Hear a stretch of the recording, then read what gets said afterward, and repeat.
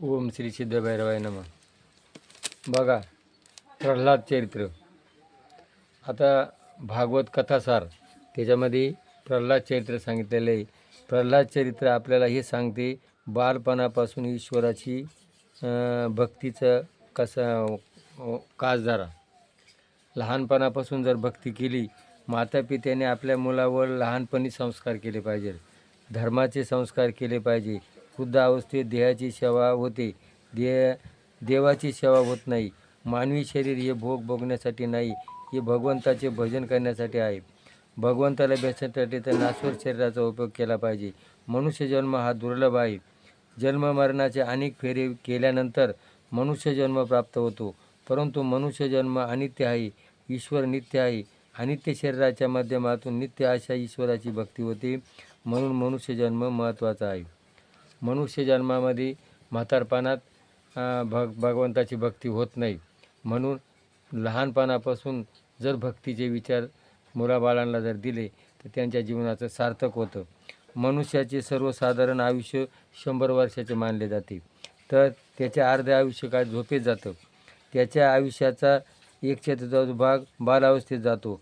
बालावस्था ही अज्ञानावस्थेत आहे. कुमारावस्था खेळण्यात निघून जाते. नंतर तारुण्य येते.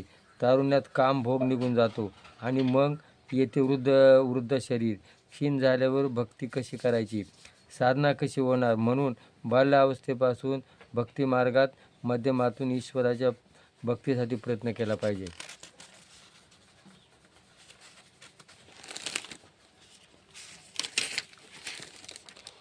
जोपर्यंत शरीर सदृढ आहे तोपर्यंत इंद्रियांची शक्ती क्षीण झालेली नाही, आयुष्य क्षीण झाले नाही, तोपर्यंत शहाण्या माणसाने आत्मसमर्पणाचा प्रयत्न केला पाहिजे. तहान लागल्यावर वीर खणण्याचा काय अर्थ. घराला आग लागली आणि मग लागू नये म्हणून काळजी घेतली पाहिजे. शहाण्या माणसाचे लक्ष नाही. मनुष्याच्या डोक्यावर अनेक चिंता स्वार झालेल्या असतात, त्यातून हे शरीर अनेक रोग व्याधीन असतात. शेवटी मृत्यूला शरण जावे लागते. दुःख भोगणे कोणाला आवडते. मनुष्य कधी दुःखाची इच्छा करीत नाही. अचानकपणे त्याच्यासमोर दुःख उभे राहते. प्रयत्न केल्यावर प्रारब्धाप्रमाणे त्याच्यासमोर दुःख उभे राहते. असेच प्रयत्नाशिवाय सुख प्राप्त होते. सुख दुःख प्रारब्धाने प्राप्त होते. प्रारब्ध म्हणजे पूर्वजन्मेच्या कर्माचे फळ आहे.